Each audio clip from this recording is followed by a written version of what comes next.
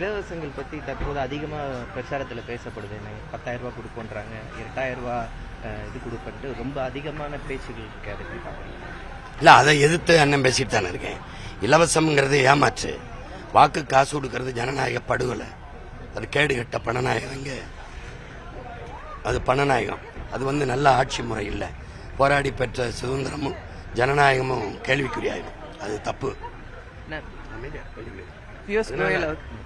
இலவசம்ங்கிறது வளர்ச்சி திட்டம் அல்ல, வீழ்ச்சி திட்டம். அது ஒரு கவர்ச்சி திட்டம். அது திட்டம் அல்ல, நட்டம். அது ஏமாற்று.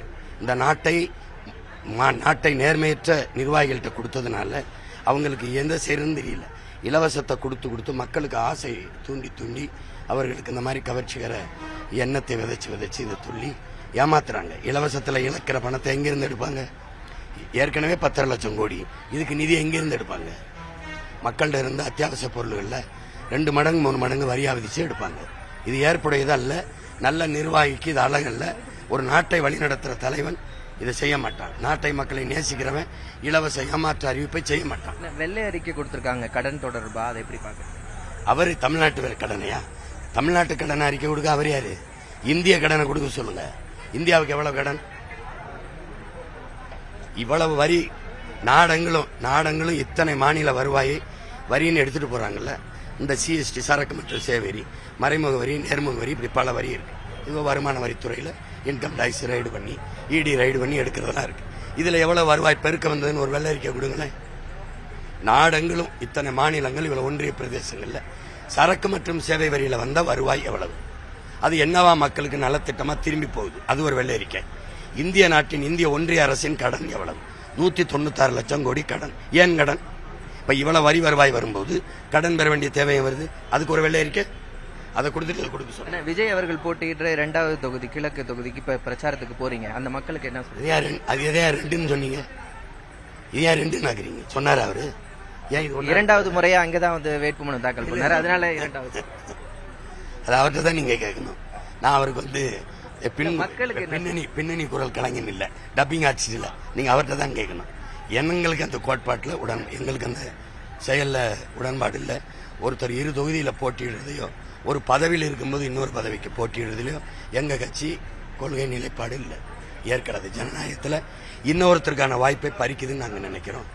அது இல்லை. எப்படி பார்த்தாலும் தேவையில்லாது இன்னொரு தேர்தலை மக்கள் மீது திணிக்கும். அதனால அதை நாங்க ஏற்கல. அவர் தான் சொல்றாரு கான்பிடண்டா இருங்க, வெற்றி நிச்சயம். அவருக்கே கான்பிடன்ட் இல்ல. 2 தொகுதியில போட்டி. வழிகளை கடந்து வந்திருக்கின்றாரு. எந்த வழி? இன்னொரு வழியை வந்த வழியா?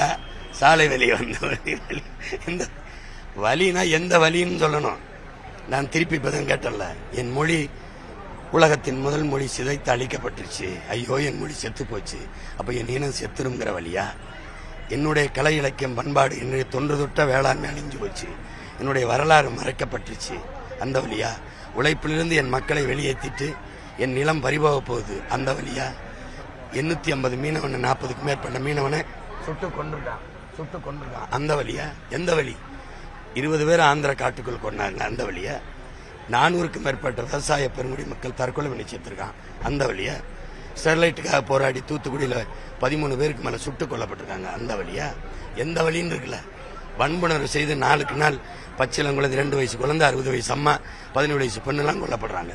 அந்த வழியா? காவல் நிலையங்களை எத்தனையோ 300க்கும் மேற்பட்ட காவல் நிலைய மரணம் இருக்கு, கஸ்டடி டெத்து. அந்த வழியா? ஒரு தேசிய இனம் தனக்கென்று ஒரு தேசம் அடைகிற போராட்டம், தமிழர்கள் தங்களுக்கென்று ஒரு தாயக விடுதலை போராட்டம்.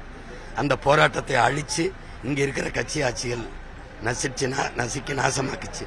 1,70,000 பேர் 2 ஆண்டுகளில் கொல்லப்பட்டோம். மொத்தமா 5 லட்சம் பேர் செத்திருப்போம்.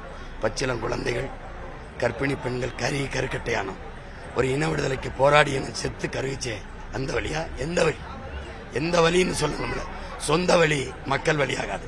மக்களின் வழிதான். காவிரி நதி நீர் இல்ல, குடிக்க நீர் இல்ல, படிக்க கல்வி இல்ல, படிச்சா வேலை இல்ல, பார்க்க தரமான மருத்துவம் இல்ல, சுவாசிக்க கந்தக தூசி, நல்ல காற்று இல்ல, நஞ்சில்லாத உணவு கிடைக்கல, பயணிக்க பாதை, எரிக்க தடையற்ற மின்சாரம், எதுவுமே இல்ல.